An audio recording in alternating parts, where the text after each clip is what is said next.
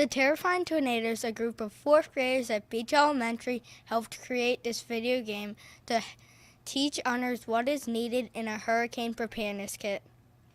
Let me take you inside of our game. Our group created this hurricane preparedness game so people know what they need when a hurricane comes for their preparedness kit. At the gas station, you need to gas up your car. At the hardware store, you need a wrench, duct tape, dust mask, sandbags, plastic sheeting, flashlight and batteries, trash bags. At the pharmacy, you need towelettes to keep dry, to keep clean, pet photos in case your pet gets lost, a whistle, a first aid kit. At the grocery store, you need a non-electric can opener, canned goods, 1 gallon per person for 3 days, water, pet food, and at the bank, you need a bunch of cash.